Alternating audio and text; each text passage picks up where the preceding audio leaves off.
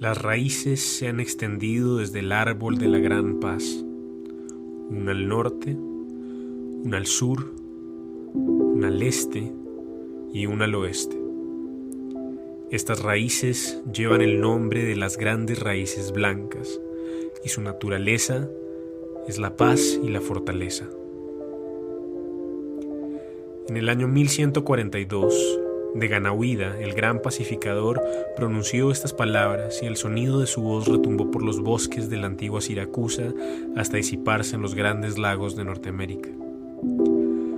Sus palabras dieron el inicio a la Confederación de Indígenas Iroqueses y a la Gran Ley de la Paz, la primera constitución del mundo. Mientras en el siglo XII Europa atravesaba la Edad Media, el oscurantismo y la era de las cruzadas, en el continente americano 5 pueblos indígenas en el norte del continente se unían voluntariamente para vivir en paz. Considerando que los Estados-nación europeos se consolidarían 4 siglos más tarde con la Paz de Westfalia, la hazaña de los iroqueses adquiere otra capa de valor, particularmente cuando se considera que esta confederación hoy es conocida como la democracia participativa aún viviente más antigua de la Tierra.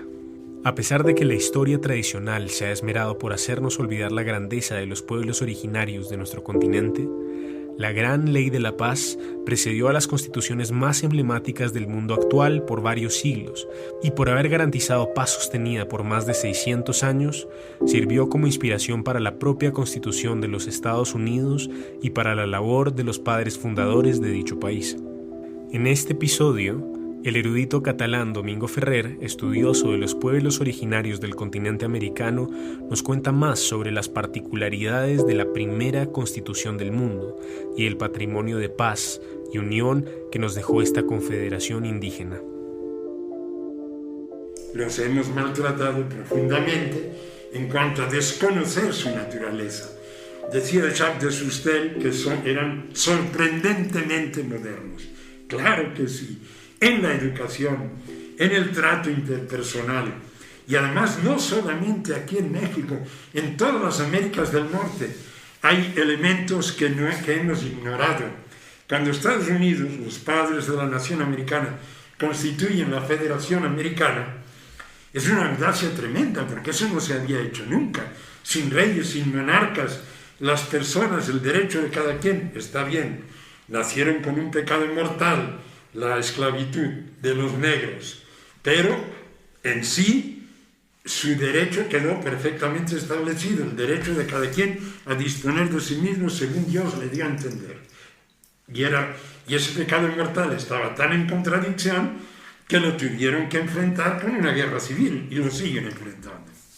Bien, pero ellos para constituir esa comunidad se remitieron a los romanos, a la República Romana, a los griegos, pero también tuvieron un referente que jugó un gran papel y que no tenemos en cuenta, que son los indios. En la América del Norte, al lado de los grandes lagos de Michigan, había una comunidad indígena de iroqueses que llevaba 600 años existiendo. Y era una federación de 6 pueblos indios a los que se habían sumado otros. Tenían su parlamento, el Odinonsioni, en los terrenos de la actual Siracusa. Y tenían su constitución con 117 artículos que le llamaban la Ley de la Paz. Era la primera constitución del mundo. Había vivido en una más viejita que era la Altman de Islandia, pero eran 4 y el cabo de los vikingos de Islandia. Esa fue la primera constitución. Después vino la de ellos. Y después vino la de León en España, antes que la de Londres. Pero bueno, ellos eran la primera, o si queremos, la segunda constitución de la historia. Y eso había aguantado 600 años tranquilamente. Y cada pueblo, además, tenía una función distinta dentro de la comunidad. Benjamin Franklin los conocía íntimamente porque 7 años antes habían tenido la guerra franco-inglesa y él los habían tratado, se asociaban con los indios, franceses e ingleses, los buscaban como aliados.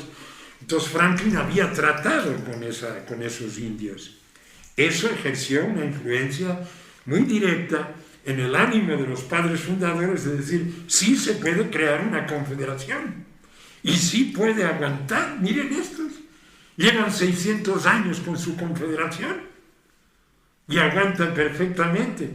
No tenemos en cuenta. Ellos tenían también ese referente.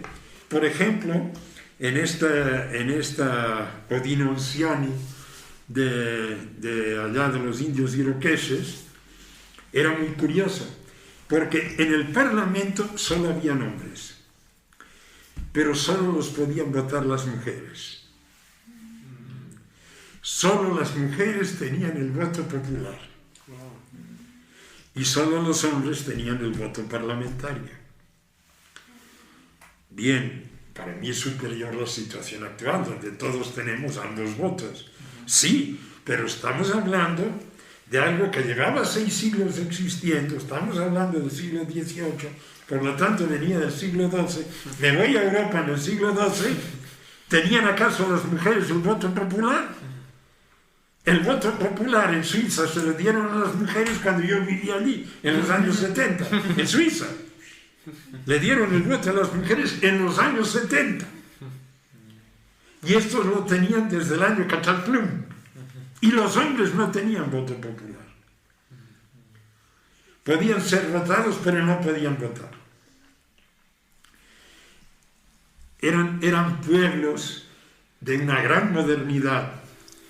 Y Dios sí sabe hacer la diferencia de las cosas. Dios los tiene a ellos al frente de su obra en la tierra. Es la obra de Dios en la tierra. Y los tiene al frente junto a multitud de pueblos, de esos que llamamos primitivos, pero que en realidad eran primigenios. Históricamente, Latinoamérica y sus líderes políticos han enaltecido y mirado hacia el vecino del norte para buscar guía, inspiración y emulación del modelo de país establecido por los Estados Unidos de América. Paralelamente, estos mismos líderes se han encargado también de negar el legado y la sabiduría de nuestros ancestros indígenas. Resulta irónico, por decirlo menos, que aquel proyecto de Estado al que tanto hemos idolatrado realmente tenga sus bases en formas de gobierno establecidas por pueblos indígenas desde hace siglos. Sin duda, aún tenemos mucho por aprender de la historia de nuestro continente y de las alternativas de organización política y social que aún perviven en los distintos pueblos indígenas de nuestros países. ¿Y tú? ¿Qué opinas sobre esta Constitución y su objetivo de garantizar paz entre pueblos diversos? Cuéntanos tu opinión en los comentarios y recuerda suscribirte a nuestro canal para escuchar más historias como esta. Tu suscripción nos ayudará muchísimo a seguir expandiendo el alcance de este conocimiento y de las voces indígenas de cara a la crisis climática. Este podcast es producido de manera independiente por Juan Diego Beltrán y Angélica Daza. Si deseas contribuir a la construcción de esta comunidad, puedes volverte Patreon o donar en nuestra campaña de Baki. A cambio de tu apoyo, recibirás una gran variedad de beneficios exclusivos. Puedes encontrar los links para sumarte al AIYU Pensamiento Espiral en la descripción del episodio. Tu contribución será usada para continuar tejiendo el conocimiento y ampliando el alcance de la sabiduría ancestral.